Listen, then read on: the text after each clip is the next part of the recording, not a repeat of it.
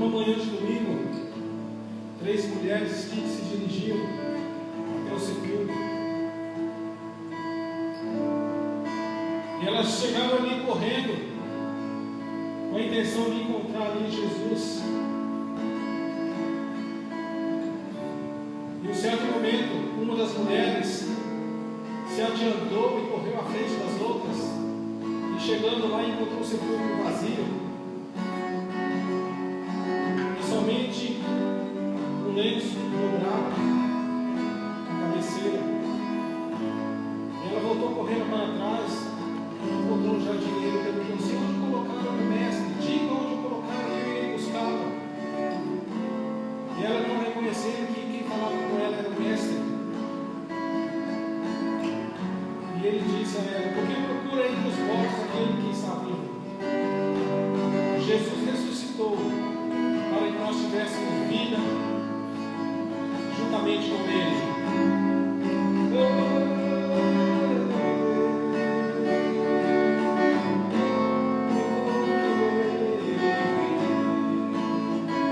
Porque Jesus vive, porque Ele vive,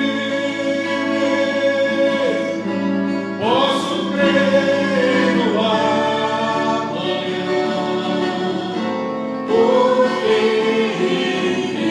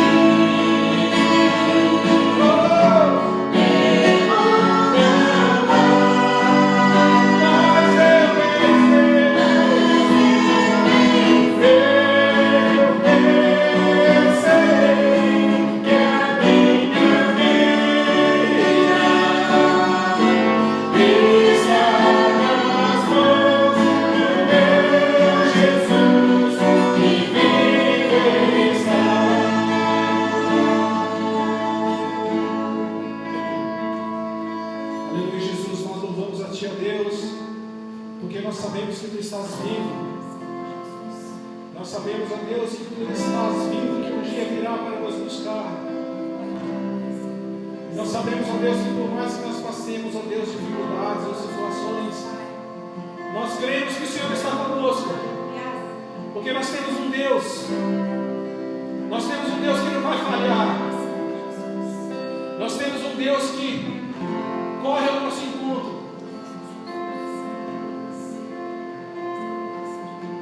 Eu tenho um Deus que não vai deixar essa luta me matar, o desespero me tomar. Por mais pressão que seja a situação, o controle ainda está na palma de suas mãos. Choro por uma noite, mas a alegria ela vem pela manhã. Eu creio. Choro por uma noite, mas a alegria ela vem pela manhã.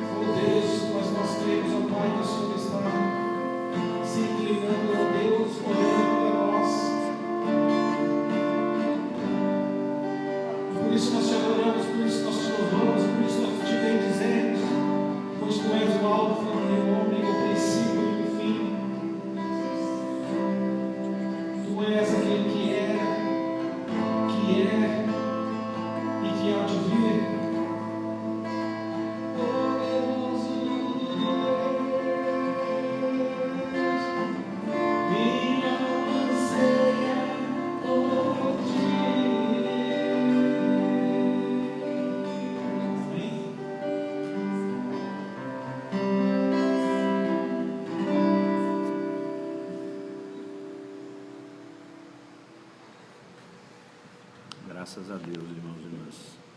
O Deus que servimos é poderoso, gracioso.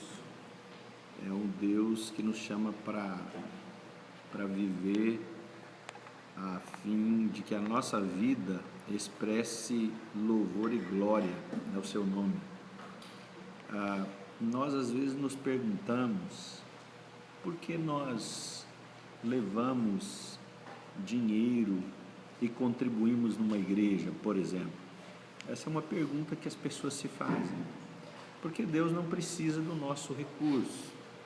Por que nós fazemos isso? Nós fazemos isso porque acreditamos que aquele lugar, aquela comunidade onde a gente entrega parte do nosso recurso é um grupo de pessoas que caminham na fé e que carregam um compromisso com o nome de Jesus, com o ensino e a vida de Jesus. Uma outra razão pela qual a gente faz isso é porque nós queremos, assim como Jesus era generoso, dadivoso, nós queremos aprender esse caminho da generosidade. E não aprendemos esse caminho apenas orando ou invocando, suplicando a Deus. Nós aprendemos na medida em que vamos praticando essas ações de desprendimento, de despojamento, de compartilhar, de dar um pouco daquilo que vem à nossa mão.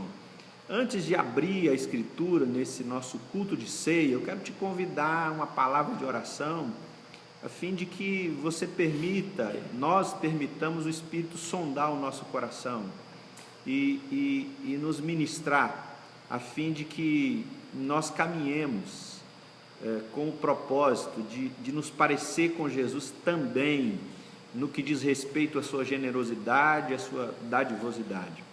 Pai, nós queremos te louvar, te dar graças por esse tempo, Pai. Te dar graças porque a tua mão está sobre nós, porque a nossa alma tem sede de ti, como diz o salmista, como uma costa suspira pelas águas, assim nós suspiramos por ti, ansiamos por ti, Senhor. Louvado seja o teu nome. É verdade que às vezes nós, no anseio de te adorarmos, nós construímos ídolos, mas por meio de Jesus Cristo, o Senhor se revelou a nós de modo pleno, e então o Senhor nos libertou dos ídolos, nos libertou dos falsos deuses. Louvado seja o teu nome. Toma nossas vidas nesse tempo, ó Pai. Continua soprando o teu Espírito sobre nós e nos ensinando o caminho da generosidade, do repartir aquilo que vem à nossa mão, com o intuito de nos parecer contigo e também com o intuito de que vidas deem glórias e graças ao teu nome, sabendo de que o Senhor é um Deus que ouve orações, o Senhor é um Deus que vai ao encontro do necessitado, do suplicante, daquele que roga com fé e com sinceridade. E nós, como igreja, queremos ser resposta tua para os corações, Senhor, para as vidas que clamam o teu socorro. Nos mobiliza como igreja para sermos o socorro de Deus bem presente na hora da tribulação. Ó Deus, que seja assim. Toma o nosso coração para que ouçamos um pouco mais da tua palavra, que o Senhor nos ministre, nos edifique, nos toque, Senhor, nos fortaleça. Nós te pedimos isso, no nome de teu Filho, Jesus. Amém. Amém.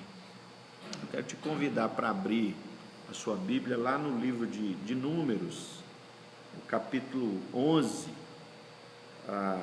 O livro de Números trata essa experiência do povo no deserto. O povo saiu do Egito, viveu no Egito um longo tempo de escravidão, e depois que Deus enviou Moisés, e o livro de Êxodo vai tratar dessa saída também, vai tratar dessa saída do povo do Egito, e ali há o relato do chamado de Deus a Moisés, e Moisés será esse homem que conduzirá o povo para rumo à terra prometida. O povo sai do Egito e vai em direção à terra prometida. Porém, nesse trajeto, ou no meio desse caminho, o povo, ou entre terra prometida e Egito, o povo precisa andar pelo deserto. E o livro de Números trata desse ambiente chamado deserto, com o qual o povo de Deus terá que lidar. E o capítulo 11, depois que o povo já está vivendo, caminhando no deserto, a palavra de Deus diz que a nuvem de fumaça, e de dia aparecia, e à noite uma coluna de fogo. Na medida em que uma dessas duas se movia, o povo desfazia a tenda, o povo desfazia a organização em volta da tenda, chamada de arraial, né? O acampamento, e seguia essa nuvem de fumaça ou essa coluna de fogo. Eles eram conduzidos no deserto. Porém, esse povo, nós enxergamos aqui no capítulo 11, essa não é a única vez que algo dessa natureza ocorre. A palavra de Deus no verso 1 diz que o povo se queixou de sua sorte, se queixou aos ouvidos do Senhor.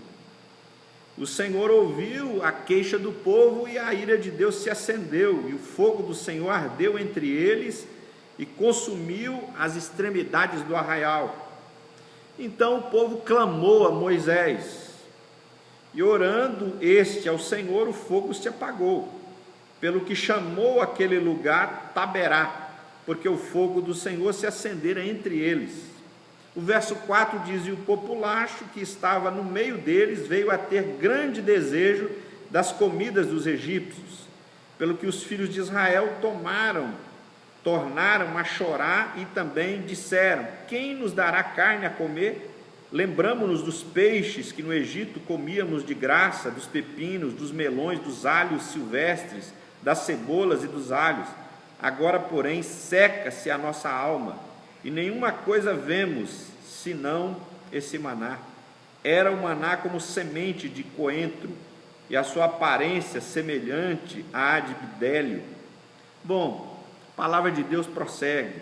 Esse é um momento em que o povo se queixa, Moisés intercede em favor do povo, a ira de Deus cessa. Moisés também se queixa porque as famílias começam a ir até a tenda e chorar perante a presença de Moisés. Moisés diz para Deus que está pesada essa tarefa, e ele compara essa tarefa de uma ama que carrega no colo, né, uma criança.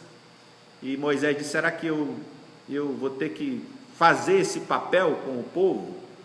E Moisés expressa para Deus o quanto está penoso e pesado lidar com essa situação do povo. Bom, Deus levanta 70 homens, 70 anciãos.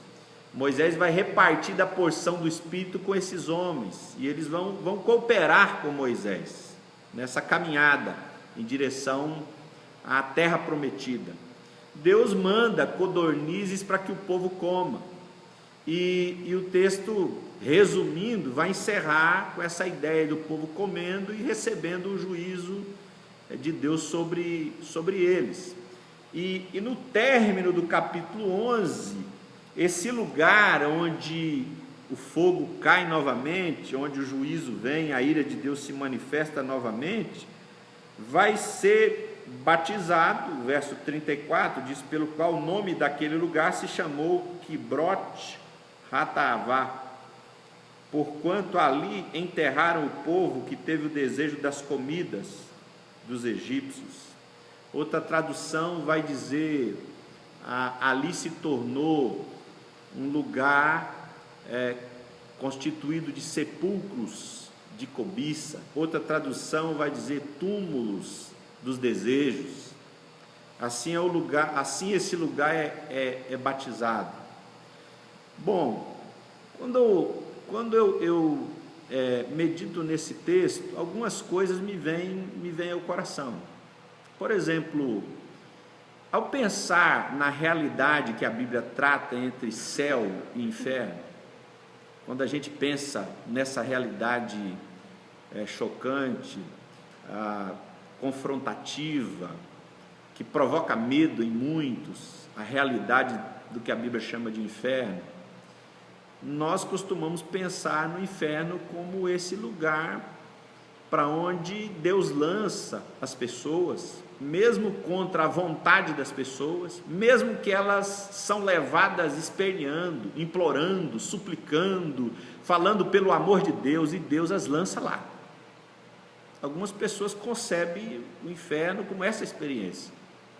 E Deus pega alguém que no julgamento dele é condenável, e essa pessoa, contra a vontade, esperneando, suplicando, agora já tardiamente, é lançada nesse lugar. E Deus vira as costas e continua feliz. Mas é interessante pensar que a experiência do povo de Israel no deserto nos mostra que o povo está ali, já não mais no Egito, mas esse povo deseja a vida no Egito. E aí a gente começa a pensar, alguns autores cristãos falam sobre isso, dessa realidade onde a presença de Deus não está, onde a Bíblia chama de inferno, se não é também um lugar que nós caminhamos com as nossas próprias pernas para lá, se não é um lugar também que, por incrível que pareça, o nosso coração, por rejeitar esse lugar chamado de céu, chamado de eternidade na presença de Deus, chamado de Nova Jerusalém, que revela uma realidade de paz, de comunhão, de intimidade, de unidade, de amizade, de valores invertidos, onde lá as ruas são de ouro, a gente pisa no ouro. Aquilo pelo qual os homens matavam e morriam lá é como asfalto, é chão, não tem o valor que tinha aqui. Algumas pessoas não se fascinam, algumas pessoas não se atraem, não desejam viver num ambiente assim. E aí a gente se pergunta, será que o inferno é esse ambiente, esse lugar onde Deus lança as pessoas, ainda que elas estão implorando pelo amor de Deus e elas são lançadas lá? Ou será que o inferno é esse lugar que a gente caminha na direção dele com as nossas próprias pernas, e eu diria mais, com o nosso próprio coração, porque a gente não vê graça nenhuma naquilo que nós chamamos de céu, naquilo que nós chamamos de presença de Deus, naquilo que chamamos de Nova Jerusalém, na realidade celestial. Bom, se a gente for fazer uma afirmação a partir desse texto aqui, parece que faz muito sentido, porque o povo foi, entre aspas, liberto do Egito, saiu do Egito, geograficamente não estava mais no Egito, mas o Egito não saiu do povo. O céu não parece ser esse lugar que alguém estará e habitará e viverá contra a vontade. Não parece. Alguém já disse que no céu não haverá ninguém amarrado, preso. E se o céu não é esse lugar que habitamos e vivemos contra a nossa própria vontade, então é com as nossas próprias pernas e com a nossa própria caminhada que trilhamos e que planejamos, é que vamos nos distanciamos e optando por outro lugar, por outra realidade que não seja essa que nós chamamos de céu. Bom, duas palavras são importantes aqui nesse texto, eu quero lembrar. Uma é libertação, outra é oração. O povo saiu do Egito, mas o Egito não saiu do povo, do coração do povo. Como é que a gente sabe que o Egito, ou como é que a gente pode chegar a essa conclusão que o Egito não saiu do coração do povo? Quando nós olhamos para os versos, no capítulo 11, para o verso 3,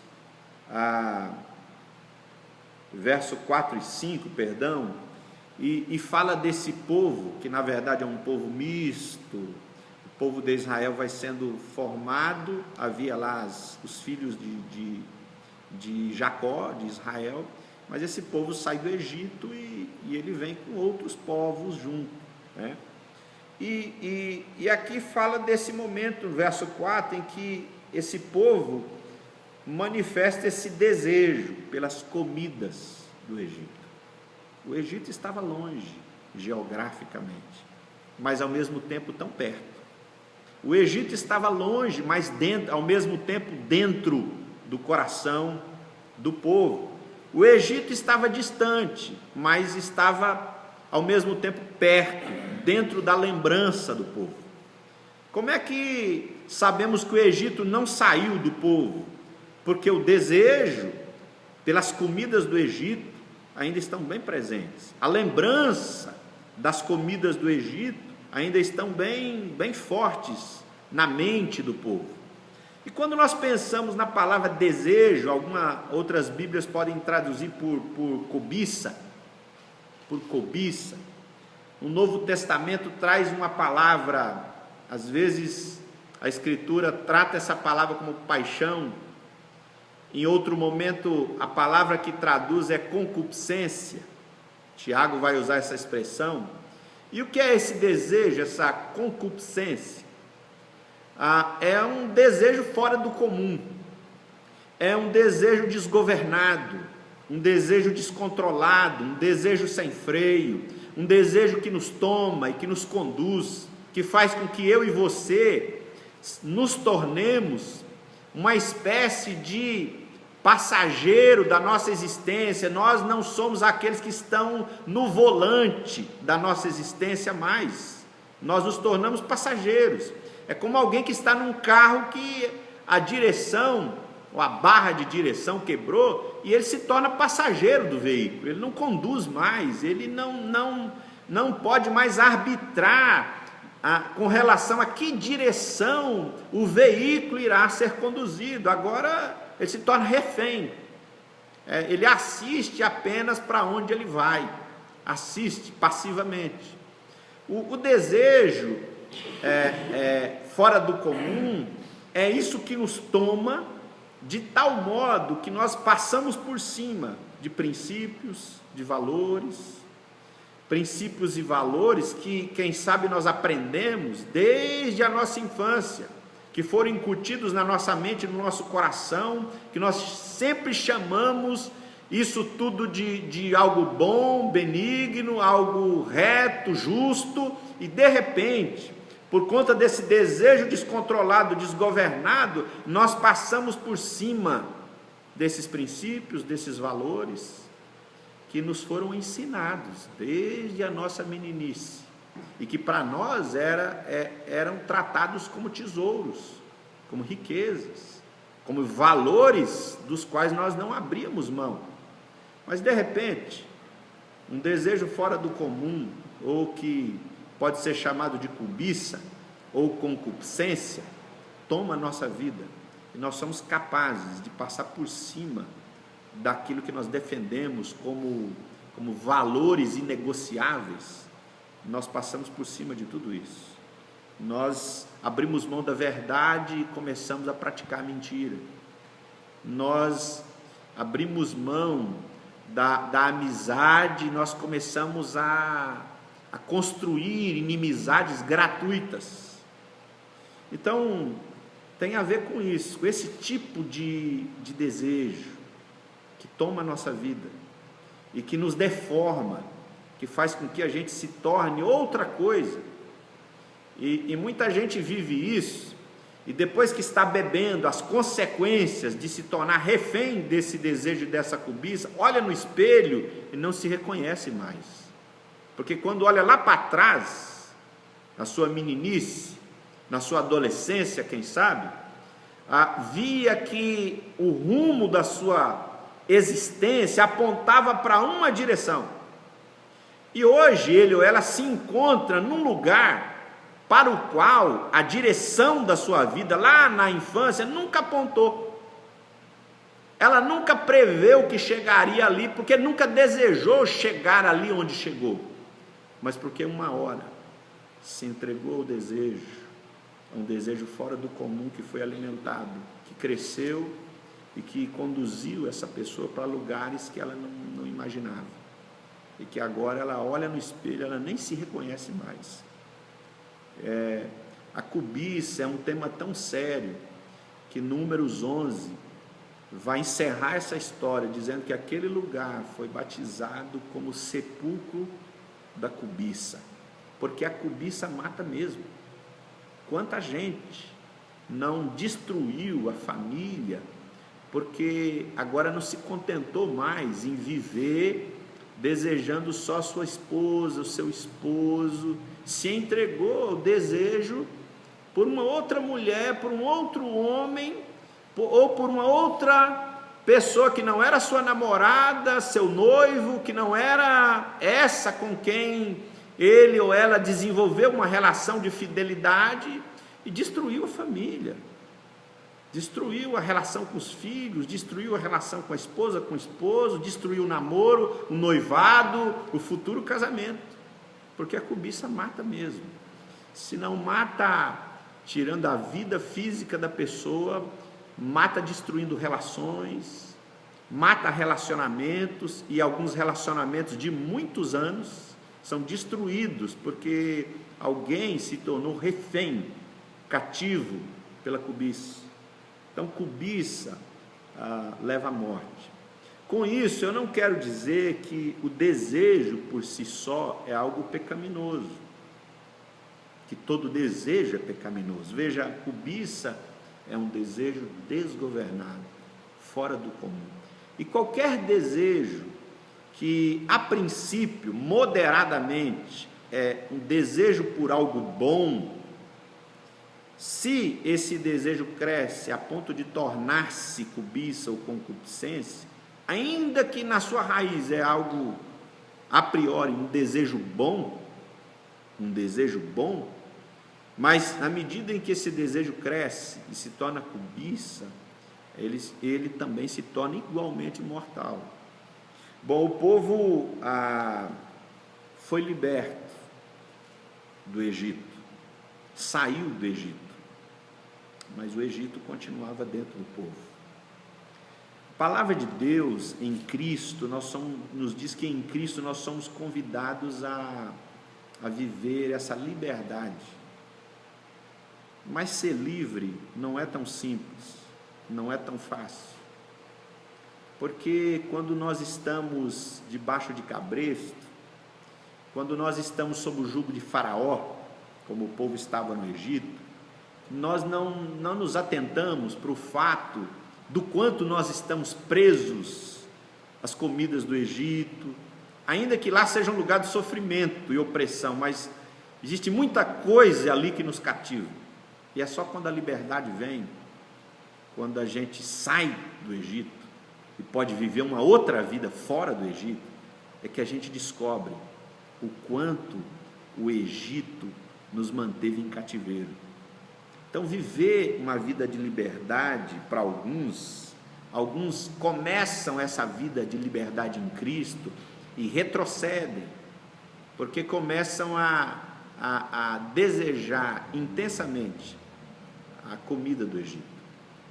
Como é que nós entendemos isso? É mais ou menos como se você ajudasse uma mulher que desenvolveu, o que estava envolvida por um homem muito rico, mas ele a agredia, espancava, a humilhava perante tudo e todos, mas ele proporcionava para ela lugares luxuosos, roupas de marca, viagens para o exterior, para lugares que ela desejava ir, mas ela era humilhada, era espancada, ela carregava hematomas. E um belo dia alguém que tinha algum vínculo com essa mulher se aproxima, esse alguém é você. E essa mulher diz para você que não aguenta mais essa vida, e você a tira de lá. De algum modo você arranca essa mulher dessa vida, e ela recomeça a sua vida, agora trabalhando, assalariada, não podendo vestir aquelas mesmas roupas, não frequentando mais aqueles lugares luxuosos, não fazendo mais viagem para o exterior. O tempo passa e essa mulher que você ajudou te procura um dia, insatisfeita, enfadada, cansada, e diz: eu não aguento mais. Por que você me tirou de lá? Eu vivia bem lá. Eu vivia bem lá. Eu apanhava, eu era espancado e humilhada, mas eu estava em lugares luxuosos, eu fazia viagens dos sonhos, eu vestia roupas de grife, e agora eu preciso me manter com um salário mínimo. Então, por que você me tirou de lá? É justamente isso que o povo vai dizer para Deus em Números 11. Quando a gente chega no verso 18 e 20, na parte B, Moisés ouve Deus citar o povo, citar o que o povo diz, e o que Deus vai repetir é que o povo disse assim: nós íamos bem no Egito, a gente caminhava bem no Egito, lá a gente vivia debaixo do jugo de Faraó, era uma vida de aflição, de angústia, mas a gente ia bem. O verso 20, Deus vai trazer a lembrança o que o povo disse, a questão que o povo levanta: por que nós saímos do Egito? Por que o Senhor nos tirou de lá? Agora, pense, sendo você essa pessoa que tirou a tal mulher dessa situação, como é que você se sentiria? A sua resposta pode dar luz a nós, como é que Deus se sentiu quando ouviu o povo dizer essas coisas, porque o povo foi tirado da terra da escravidão, do sofrimento, da angústia, onde o povo era oprimido, onde o povo era explorado, e agora o povo está dizendo: nós íamos bem lá, a gente vivia bem lá, por que o Senhor nos tirou de lá? O Salmo 106, verso 13 a 15, o salmista vai descrever essa experiência, não só essa, mas a caminhada do povo no deserto, mas ali o verso 13 e 15 vai tratar, é um salmo que vai abordar a ingratidão do povo. Então a ideia é que o povo viveu ou expressou para com Deus ingratidão. Essa ideia é trazida no Salmo 106. Agora, o povo tinha em posse a liberdade, mas liberdade geográfica, mas ainda estava preso ao Egito. Agora é interessante porque o povo estava ali no deserto, como também estava onde estava, como resultado de orações que foram feitas. Êxodo capítulo 3, quando Deus se revela a Moisés, vai dizer que o clamor do povo chegou até ele, e ele desceu e agora pede a Moisés que vá libertar o povo. Veja, o povo está no deserto, mas o povo está vivendo o que está vivendo, por mais difícil e doloroso que seja, ou que fosse, mas isso era fruto de orações que foram feitas, conforme Êxodo 3.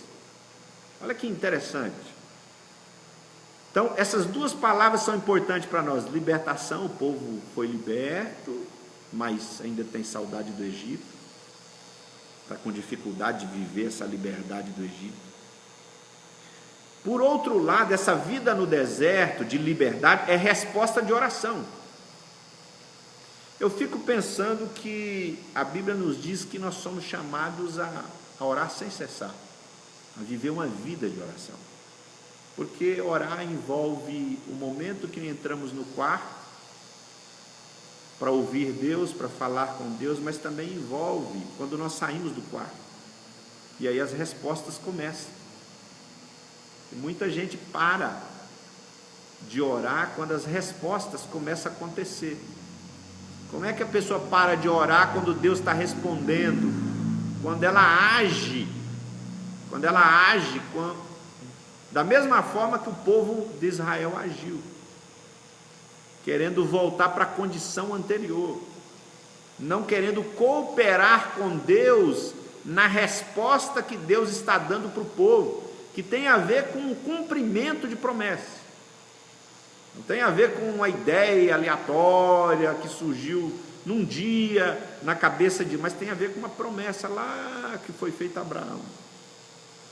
Então, quando eu penso em oração, eu penso que, será que eu sei o que eu estou pedindo? O Salmo 106, verso 13 e 15, diz que o povo tentou a Deus, pediu para Deus o pão, recebeu e Deus fez com que a sua alma definhasse. Eu penso que algumas vezes,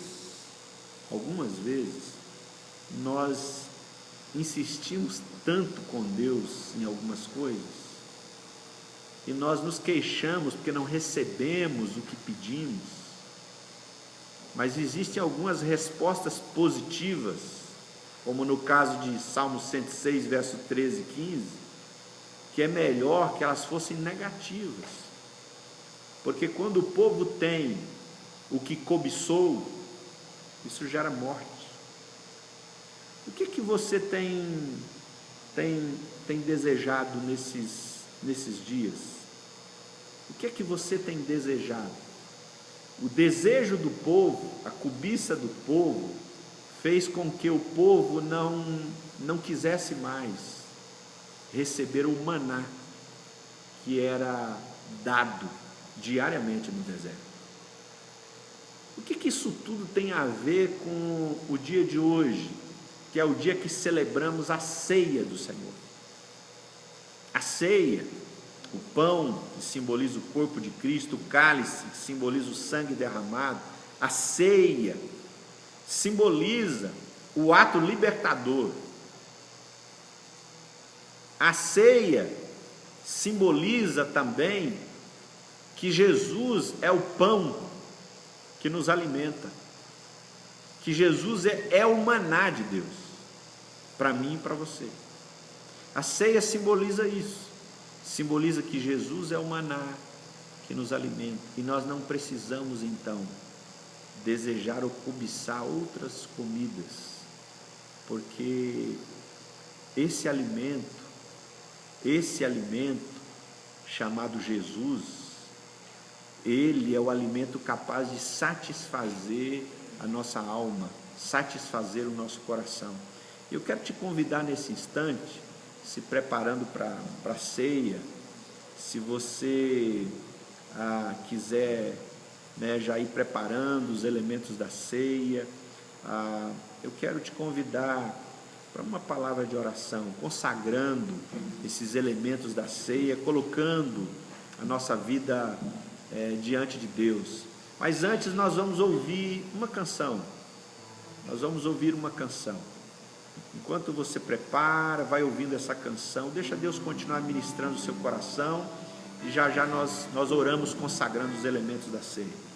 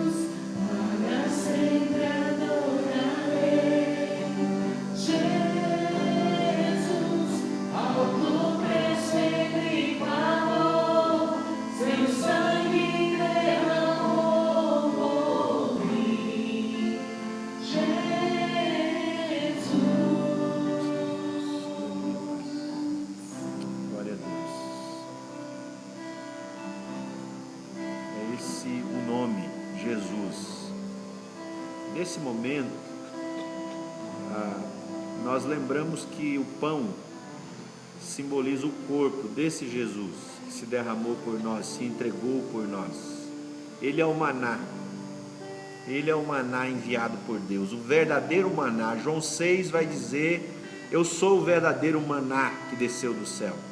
Eu posso alimentar vocês nos desertos da vida. Eu posso encher a alma de vocês com uma paz, com alegria que o mundo não é capaz de dar, que dinheiro não é capaz de comprar, que nenhuma coisa nesse mundo é capaz de lhes proporcionar. Eu sou o pão. Por semelhante modo, Jesus também na ceia nos revela que esse suco representa o seu sangue, porque Ele derramou o seu sangue por nós. Ele é o Cordeiro de Deus que tira o pecado do mundo. Não sou eu, não é você, não é a igreja que tira o pecado do mundo, é Jesus. Ele é o Cordeiro de Deus que tira e continuará tirando o pecado do mundo. Por isso nós celebramos a ceia, porque cremos que Deus continua nos alimentando com esse maná, continua derramando perdão sobre nós. Por isso, Senhor, nós te pedimos, consagra esse pão, consagra, Senhor, esse suco de uva, a lembrança do corpo e do sangue derramado, que ao comermos, ao ceiarmos, bem como nossos irmãos e irmãs em seus lares, que ao tomarem do pão e do cálice, eles tragam a lembrança, o corpo de Cristo e o sangue derramado, a nova e eterna aliança que foi feita na cruz, um alto preço que foi pago, porque para Deus nós somos preciosos, valiosos. Ele foi capaz de dar a si mesmo lá na cruz, para que a vida envolvesse-nos, para que a vida abundante enchesse o nosso ser. Ainda que nós estivéssemos andando pelos desertos da vida, há a possibilidade do Senhor preparar uma mesa, um banquete e nos saciar. Louvado seja o teu nome, Pai. Nós te bendizemos e te louvamos, e que teu Espírito continue soprando sobre nós, que nesse tempo de comer do pão e tomar do cálice, nós experimentemos renovação, Senhor, nós experimentemos a verdadeira liberdade, ó Deus querido, a ponto de nós dizermos: nós não ansiamos mais pelas comidas do Egito, mas nós ansiamos, ó Deus, como a corça suspira pelas águas, como a corça anseia pelas águas, nós ansiamos por Ti, ó Deus. Louvado seja o Teu nome, nós Te bendizemos, ó Pai, em nome de Jesus, Teu Filho amado. Amém e amém.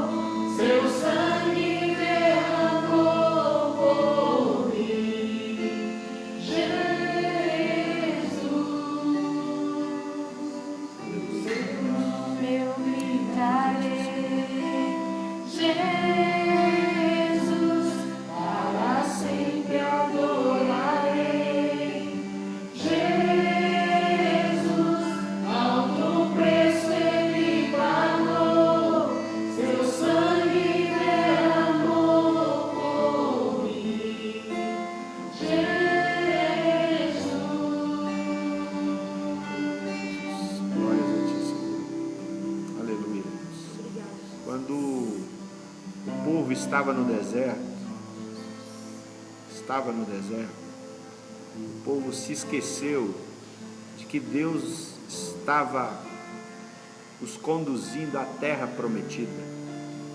Quando nós comemos desse pão e tomamos desse cálice, somos alimentados, recebemos perdão, mas também nos lembramos, o Espírito que habita em nós está nos conduzindo para a terra prometida. E a terra prometida não é mais um espaço geográfico. Na verdade, a promessa de Deus agora é nos dar vida abundante, paz abundante, alegria abundante, nos pacificar com o Pai e com as pessoas. Coma desse pão e desse cálice, na certeza que Deus está te conduzindo para essa vida abundante, em nome de Jesus.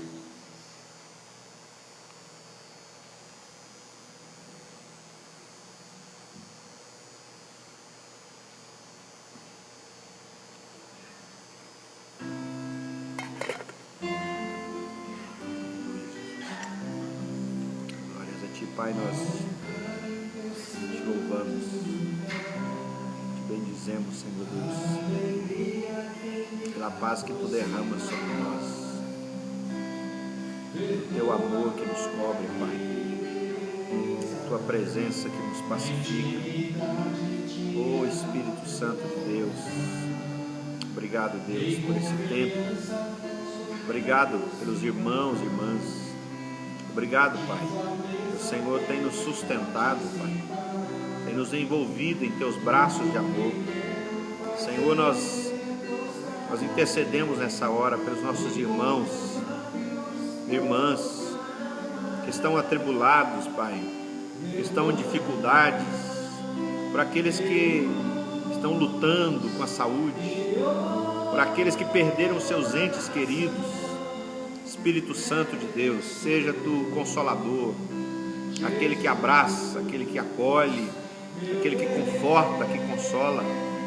Seja Deus com cada uma que tem trabalhado nesse tempo, Senhor, para cuidar da nossa saúde, para cuidar da saúde dos cidadãos, das cidadãs dessa cidade, ó Pai, que tem usado, ó Pai, os talentos, que tem, ó Deus, servido ao Senhor através do exercício da sua profissão, zelando pela saúde das pessoas nesse tempo de pandemia. Estende a Tua mão sobre eles, sobre elas, oh Deus, que eles e elas sintam o Teu amor ali, que todo ato, todo gesto seja um gesto e um ato de amor, Pai, que sejam anjos usados por Ti para cuidar desse povo, daqueles e daquelas que estão sofrendo, que estão debilitados, que estão acometidos, ó Deus, do Covid-19 ou de algum outro mal, que a Tua mão, ó Deus, esteja sobre eles, que eles tenham autoridade dos céus, Pai,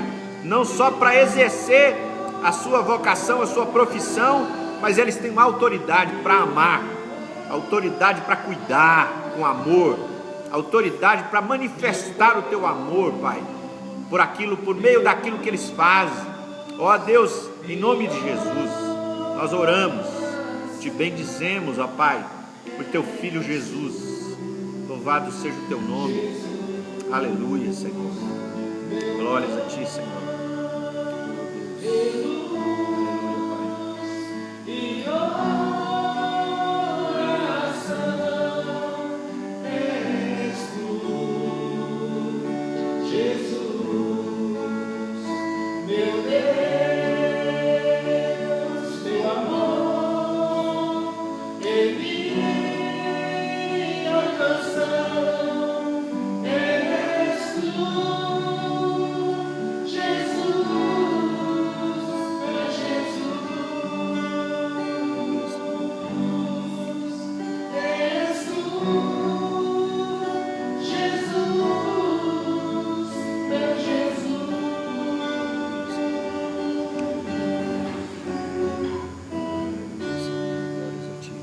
o Senhor te abençoe, que o Senhor te fortaleça e te guarde, que o Senhor ordene sobre você e a sua casa a paz, que o Senhor faça resplandecer o seu rosto sobre ti, que o Senhor seja e haja favoravelmente em teu favor, que a bênção do Deus que é Pai, Filho e Espírito Santo cubra você e os seus e te fortaleça hoje e sempre.